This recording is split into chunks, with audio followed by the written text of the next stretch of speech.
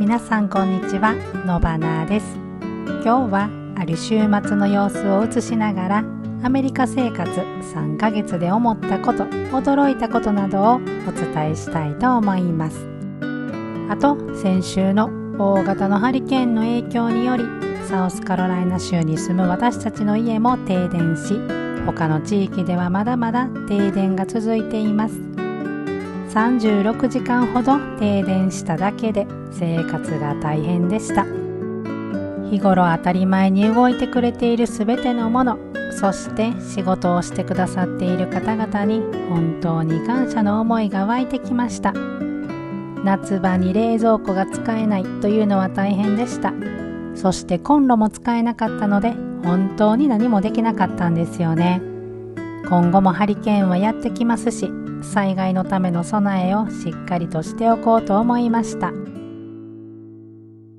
さて、アメリカ生活が始まって驚いたことはたくさんあるのですが、まずドライブスルーについてお話ししようと思います。アメリカが車社会であることは皆さんご存知だと思いますが、ドライブスルーの多さには私は本当に驚きました。スターバックスはもちろんのこと、銀行の ATM までドライブスルーでお金を下ろすことができるんですよね。本当にびっくりしました。車を降りることなくコーヒーが買えて、 ATM でお金を下ろして、ランチが買えて、スーパーもあらかじめ注文しておけば商品を入り口近くに受け取りに行くだけ。いつ歩くんと疑問に思います。新鮮な空気、散歩が大好きな国ドイツに10年ほど住んでいたので、本当に真逆でびっくりしています。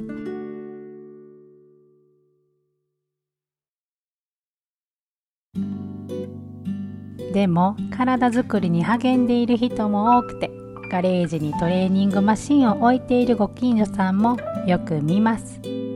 健康意識が高い人も多いと思いますが、体に良いものを取り入れようとすると、ある程度の収入が必要となりますよね。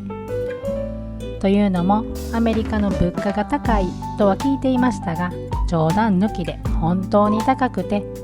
ドイツで1キロ1ユーロほどだったオートミールも、ここでは1キロ4ドルほど払っています。ただ8月から砂糖、グルテン、植物性の油を取らないようになったので、チョコレートやお菓子、オリーブオイルを全く買わなくなりました。その点では節約になっています。子どもたちが通う現地の小学校ではカフェテリアでランチを買うこともできますが、子どもたちにはお弁当を持って行かせています。何度かカフェテリアのランチの写真を見たのですが、砂糖とグルテンと植物性油が大量に使われているメニューだったんですよね。子どもたちには体も心も健康で元気にすくすく育ってほしいというのは親の共通の願いだと思います。親が子どもに教えてあげられるものとしては、食育は本当に大事だと思います。袋を開けて簡単に食べられるものを食べて感謝の気持ちが湧いてくるのかは謎です。目の前にあるお米が、野菜がどこから来たのか、どうやって作られたのかを話しながら子どもたちと食事をするようにしています。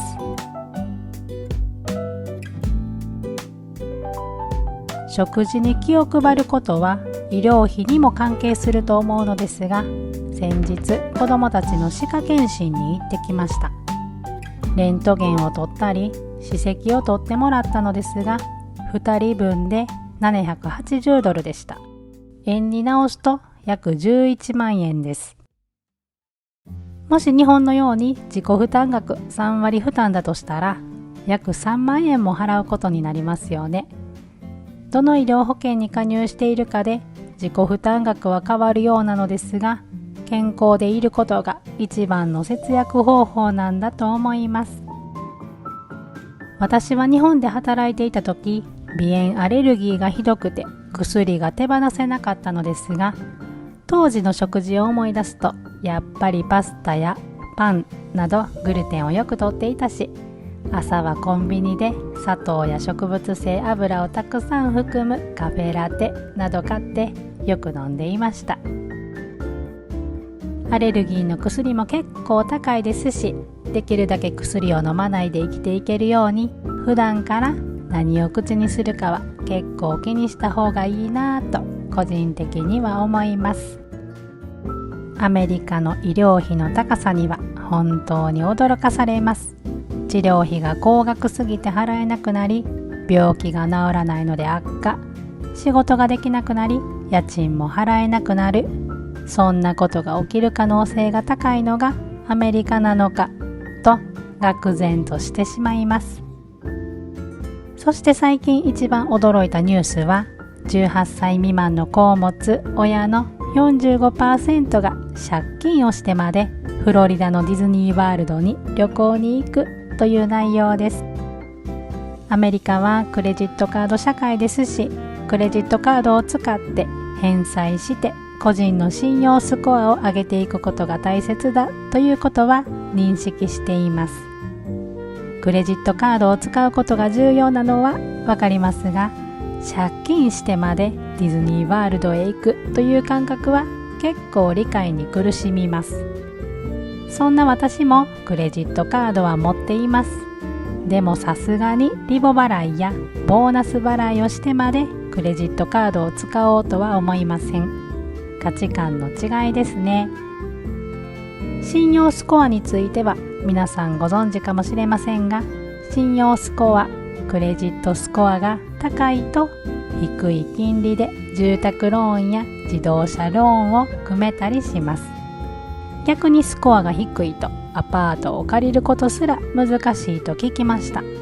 こうしてアメリカの経済格差はどんどん拡大していくんですね。ドイツでは EC カードなどデビットカードが主に使われますし、まだまだ現金主義が強いです。私の夫もドイツ人ですので、アメリカでクレジットカードを作ることにかなり抵抗していました。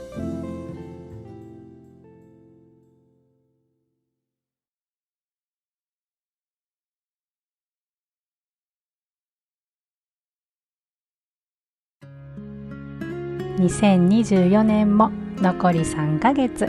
今月末にはハロウィンということで、少しだけハロウィンの飾りを飾ってみました。当日どれだけ盛り上がるのか楽しみです。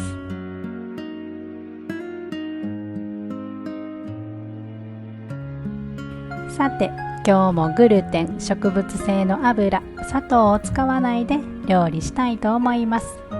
この形のかぼちゃを初めて見ました。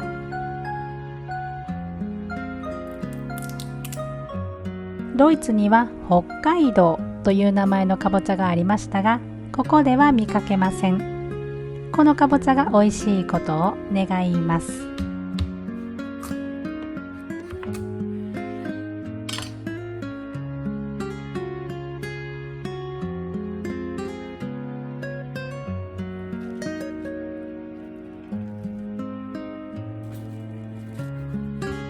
甘いかぼちゃも避けようかなと思ったのですが、季節物の野菜はやっぱり時々食べたいですよね。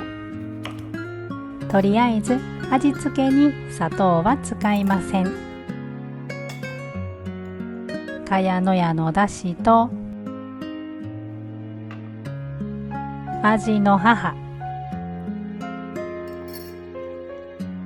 お醤油、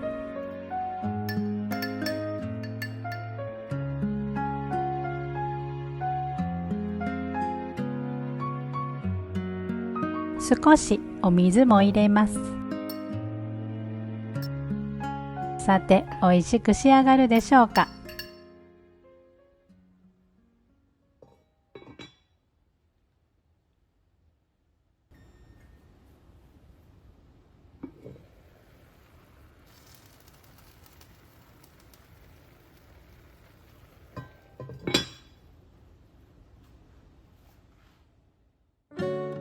ドイツではほぼ見ない薄切り肉。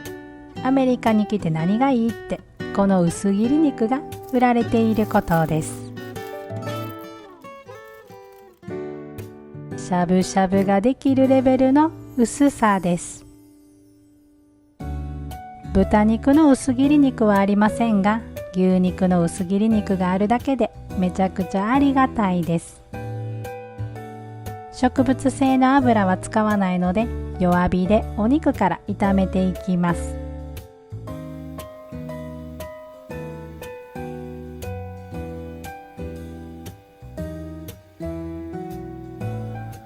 ドイツにいるときは糖質制限やオートファジーに挑戦していましたが、アメリカに来てからは食事を和食に変えて、グルテン、砂糖、植物性の油、できれば乳製品も避ける生活をしています。医療費が高すぎるアメリカで楽しく生きるためには健康な体は不可欠。来年の夏にはまた日本に帰りたいなと思っていますし、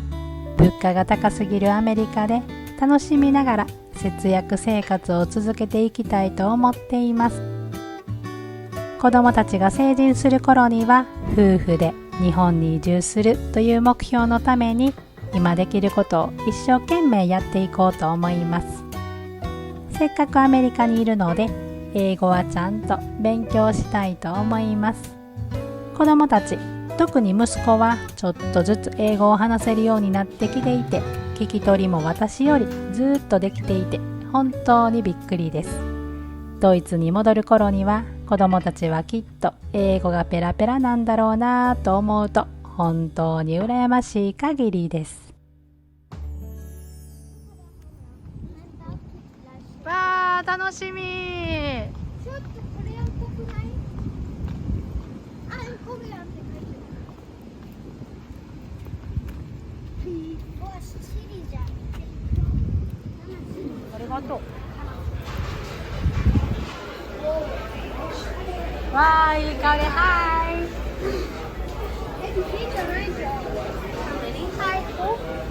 Have you guys been here before? No. The server will walk you through everything. アメリカに来て驚いたことに、レストランの多さが挙げられます。あちこちにファミリーレストランがあり、ファストフード店の数も本当に多いです。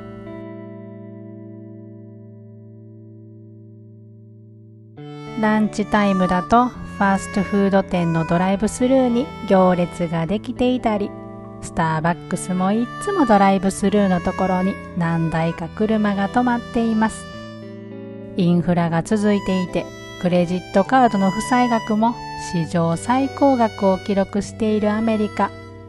11月の大統領選でこれからまたアメリカがどのようになっていくのか、アメリカに住みながらいろいろと変化を見ていきたいと思います。さて、アメリカのレストランに行くとチップを払うことになりますが、それはドイツも同じで、ドイツでもチップを払っていました。でも多くて 10% でしたし、アメリカのようにレシートに何%分のチップはいくらと書かれていたりしませんでした。なのでアメリカのレストランのレシートを見るとびっくりします。後ほどレシートもお見せしますが、だいたい 20% 払うことになります。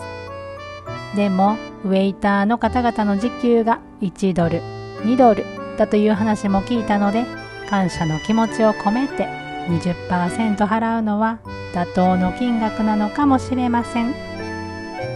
今日はアメリカに暮らして私が驚いたことを挙げてみましたが、いかがだったでしょうか。よかったらコメント欄に感想を書いてみてください。3年間限定ではありますが、アメリカに来れてよかったなぁと私は思っています。というのも、ご近所の人々が本当に優しくて、その点では本当に恵まれたと思います。そして何よりもサウスカロライナ州の天気が最高です。ドイツだともう今頃はフリースを着て、さらにコートも着て、家の床暖房をつけている頃です。もちろん良いことばかりではありませんが、ネガティブなことも含めて皆さんにシェアしながら、ここでの暮らしを思いっきり楽しもうと思います。それでは今日も最後まで見てくださってありがとうございました。